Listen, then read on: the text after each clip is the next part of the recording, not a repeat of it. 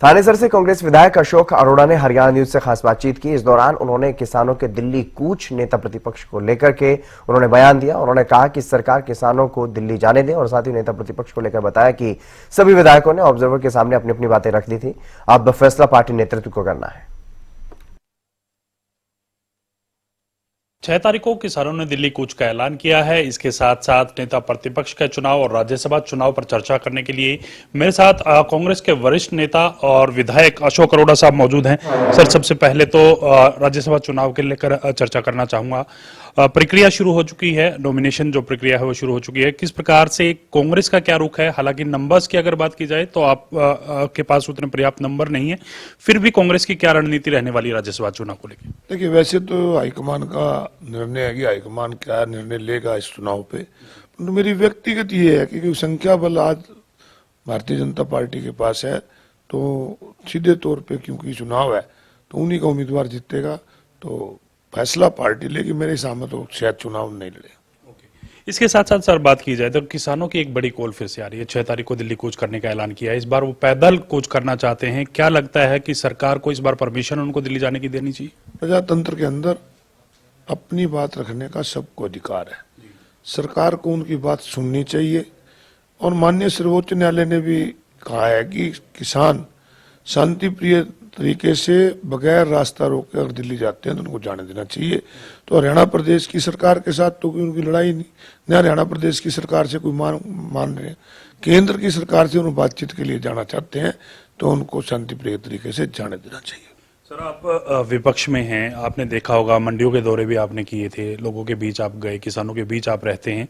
क्या लगता है कि हरियाणा सरकार जो दावा कर रही है 24 फसलों पर एमएसपी देने का, इसके साथ साथ तमाम जो किसानों की मांगे हैं उनको पूरी करने का, डीएपी जो खाद थी उसको पर्याप्त संख्या में उपलब्ध कराने का, ये तमाम जो दावे सरकार के हैं, ये दावे कहाँ स्टैंड करते हैं सर आपके हिसाब से? देखिए, बड़ा दुर्भाग्यपूर्ण बात है कि एमएसपी डिक्लेयर की जाती है परंतु एमएसपी पे किसान की फसल नहीं खरीदी जाती। मैंने विधानसभा में मुख्यमंत्री जी से कहा था, मुख्यमंत्री जी वहाँ आपका जिला भी कुरुक्षेत्र है, मेरा भी है, आपकी मंडी लाडवा है, पिपली है, कुरुक्षेत्र है। हमारे केवल कुरुक्षेत्र जिले में 50 करोड़ रुपए से ज्यादा किसानों के खातों में से नमी के नाम से निकला है। और मैं चैलेंज दे के कहता हूँ कि अगर मेरी बात गलत हो तो मैं रिजाइन देने को तैयार हूँ। परंतु इस बात पे भी मुख्यमंत्री ये कहते हैं कि हमें किसान जो उनकी शिकायत दुआओ, ये करो। तो ये बड़ा दुर्भाग्यपूर्ण बात है। एमएसपी किसान को मिले, इसके लिए कानून बनना चाहिए। 2320 रुपये अब किसान को सरकार के खाते से तो किसान को दे दिए गए, परंतु जो दस्ती उनके खाते से कटे हैं वो किसके पास गए हैं, आज बड़ा जांच का विषय है। सैकड़ों करोड़ का घोटाला इस जीरी के सीजन में हर साल होता है, उसकी कोई जांच ही नहीं होती। तो इस प्रकार से किसानों को पूरी मार मारी।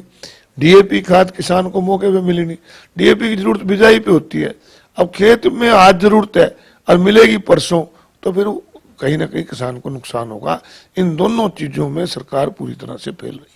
इसके साथ साथ नेता प्रतिपक्ष के चुनाव को किस प्रकार से देखते हैं सर? 2 महीने होने को आए हैं, सरकार का गठन भी हो चुका है, एक सेशन भी कंप्लीट हो चुका है, नेता प्रतिपक्ष का चुनाव नहीं हो पाया। क्या मानते हैं किस प्रकार से चयन किया जाएगा और कब तक होने की उम्मीद आपको लगती है? वैसे तो देखिए, पूरे विधायक दल ने हाईकमान पे निर्णय छोड़ा है, परंतु मेरा एक मानना है कि इस प्रकार के निर्णय जल्दी होने चाहिए, क्योंकि इससे एक चर्चा बनी रहती है। इसका निर्णय जल्दी हाईकमान को करना चाहिए और मुझे उम्मीद भी है कि जल्दी ही इसका निर्णय हाईकमान करेगा। आपका नाम भी चर्चाओं में चल रहा है, रेस में अपने आप को मानते हैं नेता प्रतिपक्ष की? जब सारी चीज हाईकमान पे एक लाइन का प्रस्ताव छोड़ दिया जाता है, फिर कोई व्यक्ति रेस में है नहीं है उसकी कोई मायना नहीं होता।